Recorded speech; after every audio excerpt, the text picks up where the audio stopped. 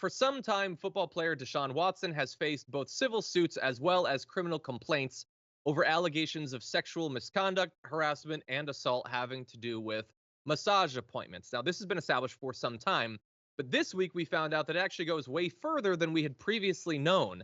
According to the most recent reports, including in the New York Times, Deshaun Watson of the Cleveland Browns met with at least 66 women for massages over a 17-month period, far more than had previously been known. And more importantly, especially for the team, he had help from the Houston Texans, including creating non-disclosure agreements in making these appointments. Now, bear in mind, more than 24 women have said that Deshaun Watson harassed or assaulted them during massage appointments. Now, Watson and his lawyers say that none of that actually happened. They were innocuous. There were no crimes committed. But right now, the list of 66 women that we alluded to earlier, that includes 24 women who have filed lawsuits against Watson, 2 just in the past week, a woman who sued Watson but then withdrew the complaint, 2 women who filed criminal complaints against Watson but did not sue him, at least 15 therapists who issued statements of support for Watson at the request of his lawyers, at least 4 therapists contracted with the Texans, 5 women identified by the plaintiff's lawyers during the investigation for their civil suits, and at least 15 other women.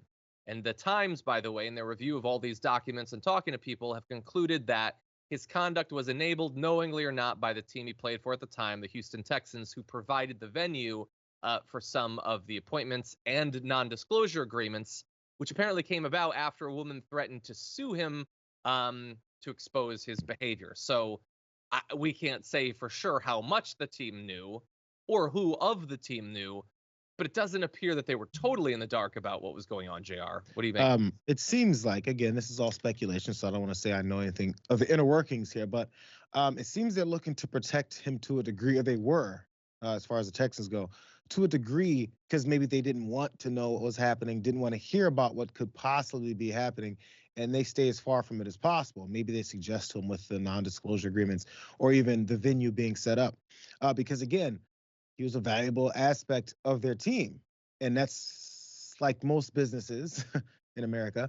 That's kind of all we care about. Is he making us some money? If he's still making us some money, then we don't want to mess up this cash that's coming in. This income, it's happening. That's why we paid him all the money in the first place. And he's moved over to the Browns because even after all this went down, there was always going to be a team that's willing to pick him up. Now, this, from what I was reading, just a little blurb the other day, was even as more of these come out, there's also apparently some issues that the Browns could take with this, as they don't want to be associated with it either, because they haven't even had a season with him. They don't know if he can even save them.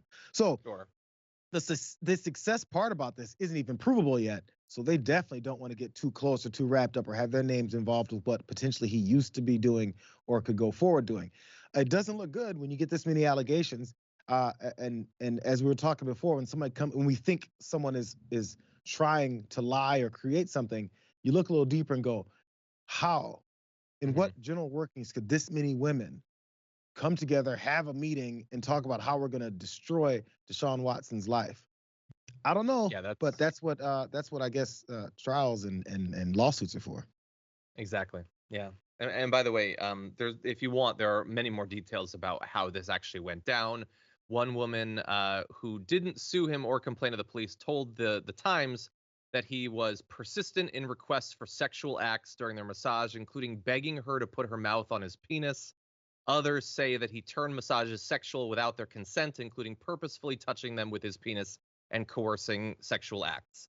And by the way, I know some people are saying, dude, just get a prostitute, or like this is an example of why sex work should be legal, or why didn't he just date? Maybe some of that would have helped, or maybe like with a lot of acts of sexual assault, this is not fundamentally about the sex or the only way that they could have it. It is about exercising control over a person that they don't want. It is about victimizing them. And I know some people are saying this seems similar to some of what was going on with Elon Musk. Now, obviously, Elon Musk hasn't faced the number of allegations so far that Deshaun Watson has. But again, it is these are powerful, rich, famous people that conceivably could get consensual sex if they wanted. If that's what they wanted. I mean, but that's not fundamentally what a lot of sexual assault is about. Yeah, it seems massage parlors is his fantasy. I mean, again, maybe, allegedly, based off of these accusations, you know. Yes. And that's different than just getting someone, pay them to do it. Exactly.